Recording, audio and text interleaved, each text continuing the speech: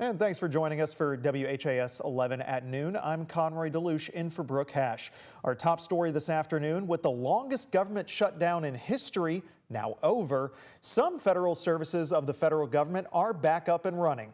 According to the Agricultural Secretary, people should start receiving their SNAP benefits by Monday at the latest. Certain federal workers are starting to get back pay, but other agencies are struggling to get back to pre-shutdown levels, and they're warning it might take a week to have everyone back on board. Officials say layoffs have complicated efforts. Conservationists say that some national parks are dealing with litter and graffiti after operating for 6 weeks with skeleton crews. As for air travel, the FAA is still restricting flights. Here in Kentucky, the shutdown impacted some businesses built around Fort Knox. Senior photojournalist Alyssa Newton and I drove to Radcliffe, and we went to a coffee shop just up the hill from the Post. The Gathering Bakery did see a business rebound, and they were eager to welcome back regulars they'd been missing. We even have customers that like to, bully us like grandpas do. And they came in and they were like, listen, we're so excited to see you. We didn't even get a grandpa joke or anything. We got all love. So everybody was really happy to be back today, I think. Yeah, the energy was definitely there. That was Ashley Dunn, and she says for the past 6 weeks, business was down between 25 to 35% compared to normal. So they're excited to see their neighbors get their paychecks and gather around once again. And there's still a waiting game of when full SNAP benefits will return to people across Kentucky. Anna, WHAS 11's Clarice Shaley and photojournalist Levi Hammer show us how people are working together to try and put food on the table for families in need. Oh, I'm just putting out the sponsors onto matching with the table numbers. As we're in need of support, we're hosting an evening of joy. Hope Southern Indiana holds its biggest fundraiser event. The event is meant to continue supporting its outreach, including its food pantry that's been working double time since the government shut down. This doesn't seem sustainable. Becky Romans, the executive director, says they may have doubled the amount of people they've served in the last month due to the loss of SNAP benefits, while also giving more food than normal. She says that need was growing before the shutdown. So we were able to provide about 4 weeks out of the 6 weeks of groceries that they needed, only because of the community's generosity.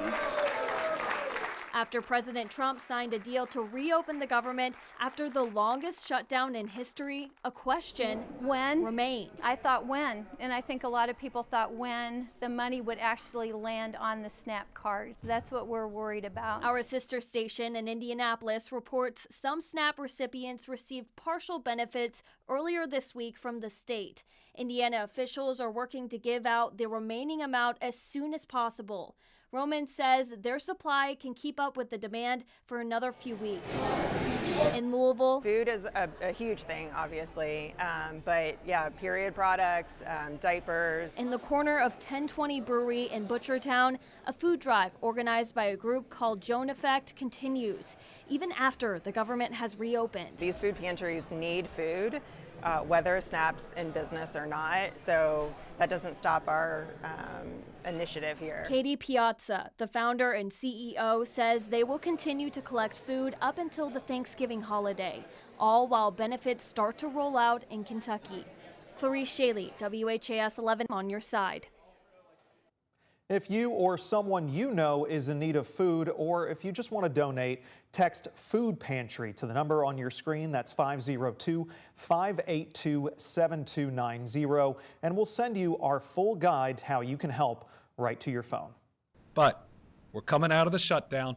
What's most important is that the people in Kentucky get the help that they need and that no one goes hungry, especially in a month where we celebrate Thanksgiving.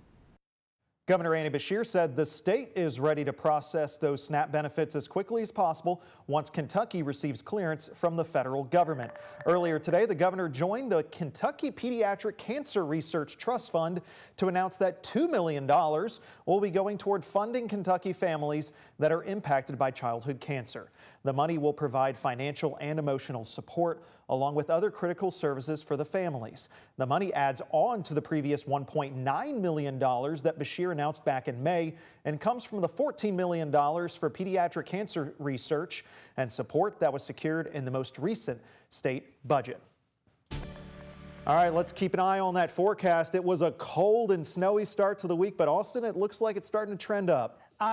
Complete rebound, whiplash, if you will. Started very cold, like you said, and now we're looking at temperatures compared to 24 hours ago, plus 10 in Evansville, plus 12 already here in Louisville, plus 11 in Bowling Green. And if you looked at this map on Monday, this would all be negative in the double digits most likely. So all has improved quite a bit, and even the sky condition, yesterday was a little bluer, but we can see still a fairly nice sky from our Jeffersonville camera that's brought to you by First Savings Bank, part of our Shriners Children's Hospital camera network. We're in the mid to upper 60s already here in the metro area. And I know we've been talking a lot about Saturday, seeing the 70s, and we could do that today as well. So I wouldn't be surprised if a few places saw that 70-degree mark. Campbellsville, Lebanon already at 68 and 67, along with Springfield, 68 degrees. Louisville, 68. 58, though, in Scottsburg, 65 in LaGrange. So not everyone is quite as warm as some of us here. Now, a couple of sprinkles still possible. Don't worry about it. I wouldn't worry about it. The southern Indiana portion of Kentuckiana being a little bit cooler due to a little bit of cloud cover still overhead. Futurecast doesn't even really pick up on those sprinkles all that strong, and we continue to warm up throughout the rest of the afternoon. Again, the 70-degree mark is possible today, and then tonight we'll cool down into the 50s, but cloudy skies take over going into Saturday morning. Here's that college kickoff forecast for later today. As you can see, not much rain for any of the games. All right, thanks, Austin. The Texas man who allegedly threatened U of L football coach Jeff Brom and his family is out of jail on bond after being arraigned in Louisville. This is 38-year-old Brian Mandel of Corpus Christi, Texas. He was extradited to Kentucky this week and arraigned yesterday. Mandel was released from jail after posting his full cash bond of $100,000. His next court appearance will be in February. Police say the alleged threats were made against Brom, family members, and quarterback Miller Moss after the Cardinals' overtime loss last Saturday. A Jefferson County grand jury then indicted Mandel on 7 charges, including terroristic threatening and attempted extortion of more than $10,000.